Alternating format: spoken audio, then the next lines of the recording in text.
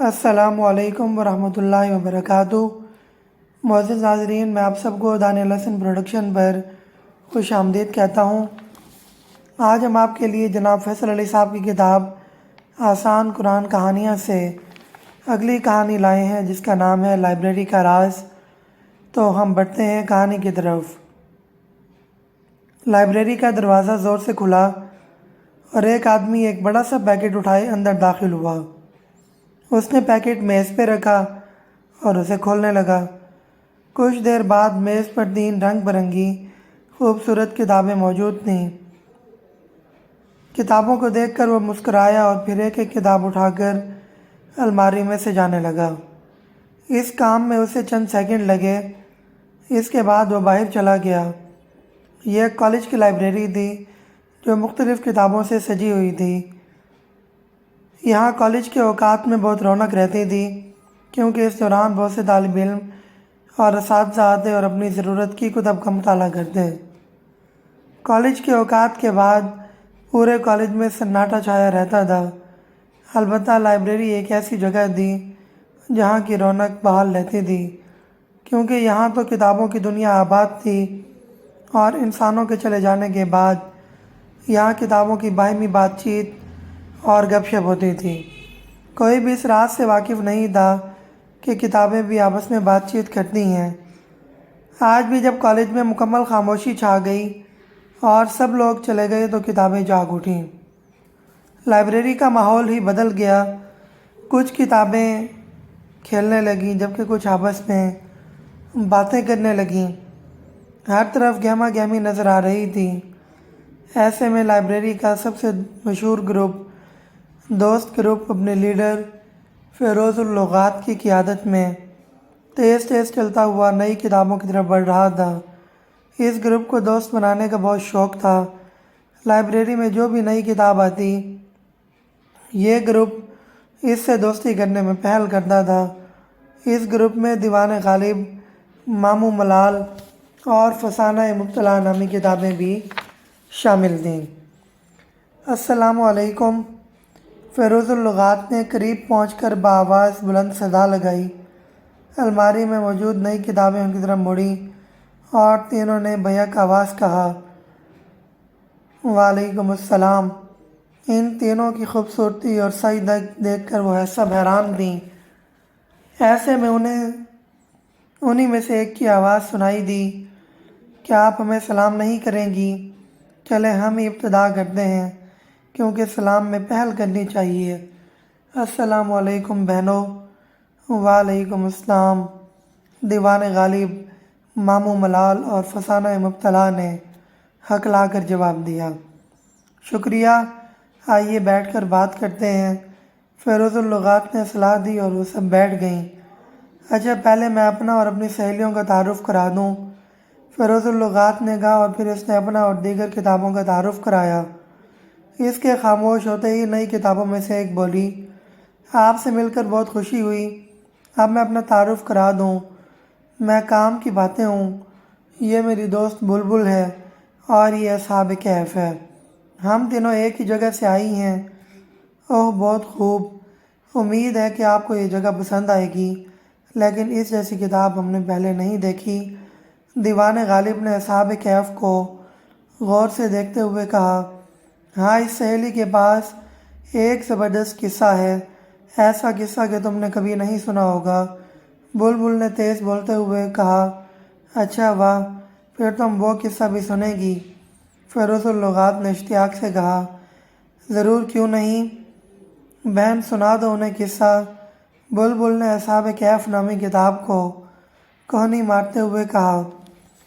اصحاب کہف دھیرے سے مسکرائی اور بولی، سہیلیوں، میں چونکہ سفر سے تھکی ہوئی ہوں اس لیے مختصر ہی سناؤں گی۔ بالکل درست، مختصر اور پر اثر، ماموں ملال نامی کتاب نے بھی تائید کی۔ اصحاب کہف نے بولنا شروع کر دیا۔ اصحاب کہف کا مطلب ہے غار والے۔ اس سے مراد وہ نوجوان ہیں جو اپنے ملک کے ظالم بادشاہ کے ظلم سے بچنے کے لیے غار میں پناہ لینے پر مجبور ہوئے تھے۔ یہ 7 نوجوان تھے جو طرطوس نامی شہر میں رہتے تھے۔ اس دور میں ایک بت پرست ظالم بادشاہ دقیانوس کی حکومت تھی جو لوگوں کو زبردستی بت پرست بنا رہا تھا۔ یہ 250 عیسوی کا زمانہ تھا۔ ایک دن شہر میں ایک بہت بڑا میلہ تھا جس میں سبھی لوگ شریک تھے۔ یہ 7 نوجوان بھی وہاں پہنچے۔ وہاں لوگ بتوں کی نمائش کر رہے تھے۔ ان نوجوانوں کو بت پرستی سے نفرت تھی۔ وہ صرف اللہ تعالیٰ کی عبادت کیا کرتے تھے، لہٰذا وہ وہاں سے اٹھ کر ایک درخت کے نیچے جمع ہوئے۔ اس وقت تک ان میں سے کوئی کسی کو نہیں جانتا تھا۔ وہ سب ایک دوسرے کے لیے اجنبی تھے، لیکن جیسے ہی انہیں ایک دوسرے کے خیالات کا علم ہوا اور ان کی سوچ ایک ہوئی، وہ سب پکے دوست بن گئے۔ اصحاب کہف یہاں سانس لینے کے لیے رکی۔ ایسے میں ایک کتاب بولی، اوہ مجھے ایک زبردست بات سوجی ہے۔ اور وہ کیا؟ فسانہ مبتلا بولی، وہ یہ کہ اتحاد و اتفاق کے لیے سوچ و فکر کا ایک جیسا ہونا ضروری ہے۔ اگر مسلمانوں کی سوچ ایک ہو جائے تو یہ بھی فرقوں میں تقسیم ہونے کے بجائے متحد ہو سکتے ہیں۔ بات تو ٹھیک ہے، کاش ایسا ہو جائے۔ فیروز اللغات نے تمنا کا اظہار کیا۔ اصحاب کہف نے دوبارہ قصہ سنانا شروع کر دیا۔ وہ سب اکٹھے ہوئے اور ایک عبادت گاہ بنا لی جہاں وہ چھپ کر اللہ کی عبادت کرتے تھے، مگر ظالم بادشاہ کو پتہ چل گیا۔ اس نے انہیں دربار میں بلایا اور عبادت کے بارے میں پوچھا۔ وہ 7 بہت بہادر تھے۔ انہوں نے بھرے دربار میں اللہ کی توحید کا اعلان کیا۔ بادشاہ بہت غصہ ہوا۔ اس نے انہیں 2 دنوں کی مہلت دی کہ دوبارہ بت پرست بن جاؤ ورنہ تمہیں سزا ملے گی۔ وہ سمجھ چکے تھے کہ بادشاہ انہیں سزا دے گا، لہٰذا وہ ایک غار میں چھپ گئے۔ انہیں نیند آ گئی اور یہ نیند اللہ کے حکم سے 3 صدیوں تک طویل ہو گئی اور وہ 300 سال تک سوتے رہے۔ ہائے، کیا کہا 300 سال؟ بلبل نے چلا کر حیرت ظاہر کی۔ جی ہاں، اصحاب کہف نے مسکرا کر کہا، اور پھر وہ آگے بتانے لگی۔ وہ جب روانہ ہوئے تو ان کے ساتھ ایک کتا بھی تھا جس کا نام قطمیر تھا۔ وہ کتا بھی ان کے ساتھ سویا رہا۔ 300 سال تک سونے کے بعد وہ بیدار ہوئے تو انہیں اندازہ تک نہ تھا کہ وہ کتنی دیر تک سوئے رہے ہیں۔ انہیں ایسے لگا جیسے وہ آدھا دن سوئے ہوں۔ اب انہوں نے اپنے ایک ساتھی تملیخہ کو کھانا لانے کے لیے بازار بھیجا اور خود غار میں بیٹھے رہے۔ اس نے بازار پہنچ کر کھانا خریدا اور رقم ادا کی۔ اس کا دیا ہوا سکہ دیکھ کر دکاندار حیران رہ گیا۔ اس نے ارد گرد لوگوں کو پکارا کہ یہ تو 300 سال پرانا سکہ ہے۔ سب لوگ جمع ہو گئے اور اسے بادشاہ کے سامنے لے جایا گیا۔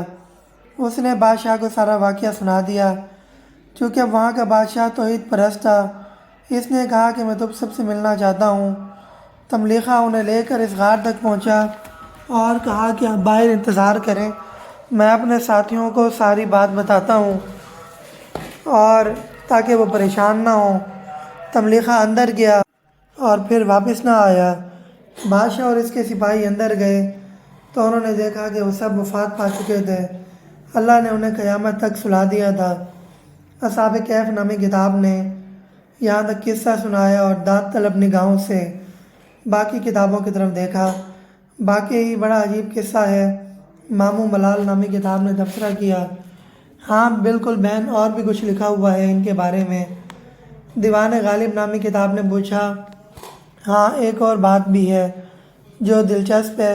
حضرت عبداللہ بن عباس بتاتے تھے کہ ہم نے حضرت امیر معاویہ کے ساتھ روم میں جہاد کیا جو غزوہ مزیق کے نام سے معروف ہے۔ اس لڑائی کے دوران ہم اس غار پر پہنچے جہاں اصحاب کہف کی تختی لگی تھی۔ کچھ لوگوں نے اندر جانا چاہا لیکن ایک تیز ہوا چلی جس کے سبب کوئی بھی اندر نہ جا سکا اور یہ راز ہی رہا۔ اصحاب کہف نے بتایا تو وہ سب سر ہلانے لگیں۔ ایسے میں بلبل نامی کتاب نے کہا، اچھا مجھ سے اب بلبل کا قصہ سننے کی فرمائش نہ کر دینا۔ یہ سن کر سب کھلکھلا کر ہنس پڑیں۔ پھر فیروز اللغات بولی، اب ہم تمہیں لائبریری کی سیر کرائیں گی۔ یہ ہوئی نہ بات۔ بلبل چہکی اور وہ سب خرامہ چلتے ہوئے لائبریری کی سیر کے لیے چل دیں۔ تو پیارے بچوں، یہ تھی آج کی کہانی۔ آپ کو کہانی کیسے لگی ہمیں کمنٹ باکس میں اپنی رائے سے ضرور آگاہ کیا کریں، اور اگر آپ نے ابھی تک ہمارا چینل سبسکرائب نہیں کیا تو ہمارا چینل سبسکرائب کر لیں تاکہ آپ کو اچھی اچھی کہانیاں سننے کو ملتی رہیں۔ اگلی کہانی تک کے لیے اجازت دیجیے، تب تک کے لیے اللہ حافظ۔